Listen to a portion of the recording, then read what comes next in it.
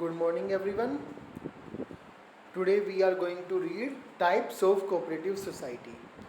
Types of cooperative society में हम different types की कोऑपरेटिव सोसाइटी पढ़ेंगे कि किस किस तरह की कोऑपरेटिव सोसाइटीज़ इंडिया में होती हैं। उसमें से कुछ टाइप्स यहाँ पर दिए हुए हैं। First one is consumer cooperative society.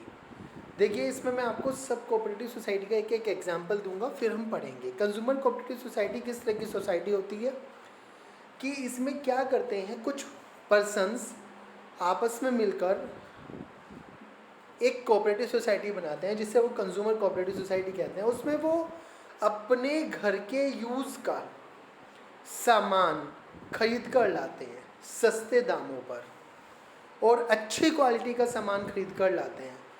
उससे क्या होता है, वो मिडिल मैन को निकाल देते हैं बीच से और सीधा प्रोड्यूसर से सामान खरीदते हैं और आपस में डिस्ट्रीब्यूट कर देते हैं। फ़ायदा क्या होता है, एक तो उनको अच्छी क्वालिटी का, गुड क्वालिटी का सामान मिल जाता है, दूसरा लोअर प्राइस पर मिल जाता है, कोऑपरेशन हो जाता है एक दूसरे का, लो कॉस्ट में अच्छा सामान अवेलेबल हो जाता है।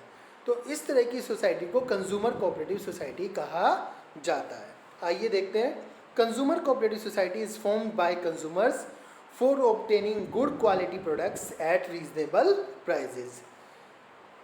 गुड क्वालिटी प्रोडक्ट्स को सस्ते दामों पर खरीदने के लिए इस सोसाइटी में क्या करते हैं, मिडिल मैन को बल्क क्वांटिटी में सामान खरीद कर निकाल देते हैं। मिडिल मैन को निकाल देते हैं और बल्क क्वांटिटी में सामान खरीद लेते हैं। कैसे? सीधे मैन्युफैक्चरर से, होलसेलर से सामान खरीद लिया जाता है। यदि कोई भी प्रॉफिट्स या सरप्लस होता है तो वो दोबारा से वहीं लगा दिया जाता है। दूसरी तरह की जो कोऑपरेटिव सोसाइटी होती है बेटा, यहाँ पर प्रोड्यूसर्स कोऑपरेटिव सोसाइटी होती है। प्रोड्यूसर्स कोऑपरेटिव सोसाइटी में क्या होता है, प्रोड्यूसर्स होते हैं जो सामान बनाते हैं, प्रोड्यूस करते हैं। अब ये क्या करते हैं कि एक साथ रॉ मटेरियल को खरीद लेते हैं या मशीनरीज को खरीद लेते हैं। अब जब एक साथ रॉ मटेरियल को खरीदेंगे तो रॉ मटेरियल क्या मिलेगा, चीप रेट पे मिल जाएगा, ट्रांसपोर्ट की प्रॉब्लम हट जाएगी। यदि बहुत सारे छोटे छोटे प्रोड्यूसर्स हैं तो उन्हें रॉ मटेरियल सबको अलग अलग खरीदना पड़ेगा, हाई रेट्स पे मिलेगा, फिर ट्रांसपोर्टेशन कॉस्ट ज़्यादा लगेगी। और सबने मिलकर एक साथ खरीद लिया, रेट्स भी चीप हो जाएंगे, सस्ते हो जाएंगे और ट्रांसपोर्टेशन कॉस्ट भी सस्ती हो जाएगी।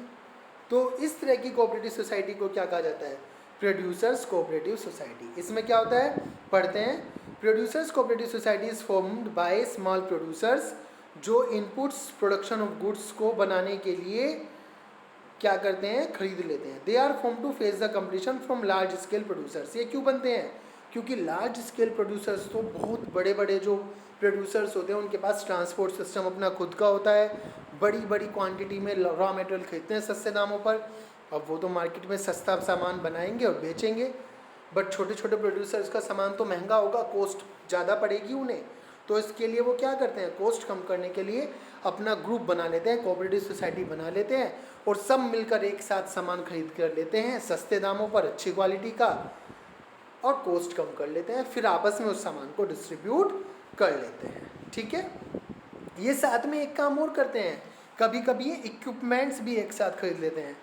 देखिए, आपने ग्रीन रेवोल्यूशन पढ़ा होगा एसएसटी में, तो वहाँ भी क्या होता है कि बड़े बड़े खेतों में एक साथ एक ट्रैक्टर से, दो ट्रैक्टर से एक साथ इरिगेशन फैसिलिटीज़ दे दी जाती हैं, मशीनरीज एक ही इस्तेमाल कर ली जाती हैं। तो यहाँ पर भी ऐसे ही हो जाता है, इक्विपमेंट्स एक दो इक्विपमेंट्स से ही सबका प्रोड्यूसर्स का काम कर दिया जाता है, या इक्विपमेंट्स एक साथ खरीद लिए जाते हैं जिससे कि वो सस्ते पड़ जाए।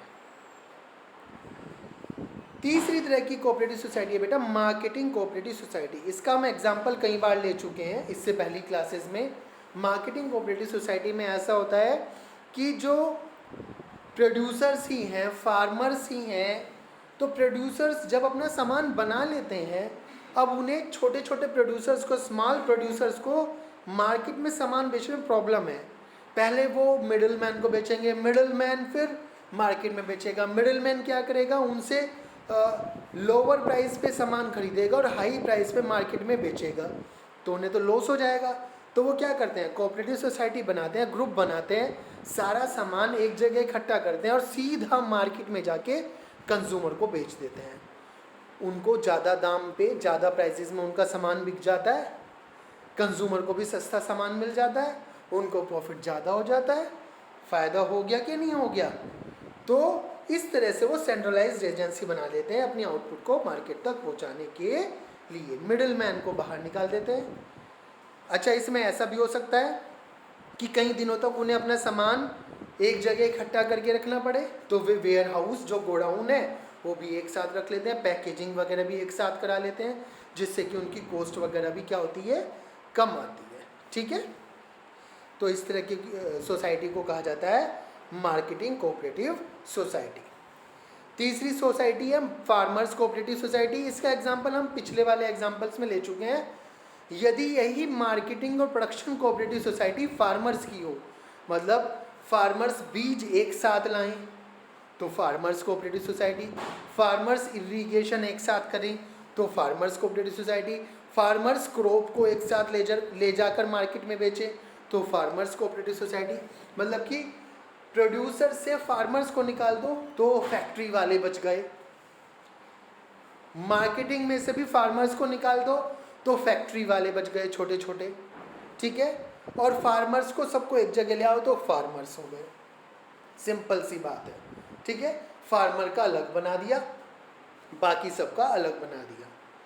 फिर है बेटा क्रेडिट कोऑपरेटिव सोसाइटी। ये आप 10th क्लास में पढ़ चुके हैं, सेल्फ हेल्प ग्रुप के नाम से। वहाँ पे सेल्फ हेल्प ग्रुप में क्या होता था, कुछ लोग एक साथ मिलकर सहायता के लिए कुछ पैसे सेव करते थे और फिर जिसको जरूरत होती थी क्रेडिट दे दिया जाता था। वही सेल्फ हेल्प ग्रुप है ये, क्रेडिट कोऑपरेटिव सोसाइटी है ये। इसमें क्या होता है, कुछ मेंबर्स आपस में मिलकर सोसाइटी बनाते हैं, अपने जो सेविंग होती है सोसाइटी में इकट्ठा करते हैं।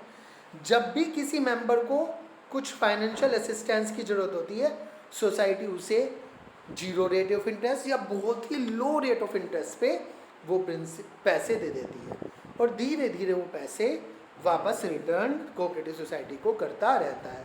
इससे क्या होता है, 2 फायदे होते हैं। एक तो मार्केट में जाकर ब्याज पे, बड़े बड़े ब्याज पे पैसे नहीं लेने पड़ते, दूसरा चक्कर नहीं काटने पड़ते, डॉक्यूमेंट्स नहीं जमा करने पड़ते।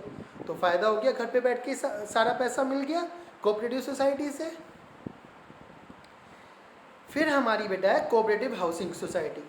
कोऑपरेटिव हाउसिंग सोसाइटी क्या होती है, यहाँ पर कुछ लोग जो एक साथ मकान बनाने वाले हैं, घर बनाने वाले हैं, वो घर बनाते हैं और घर बनाने का मटेरियल एक साथ लेकर आते हैं लोअर कॉस्ट पे। जैसे घर बनाने के लिए क्या चाहिए, ब्रिक्स चाहिए, सीमेंट चाहिए, ठीक है, सैंड चाहिए, तो वो सारी की सारी चीज़ एक साथ लेकर आते हैं लोअर कॉस्ट पे।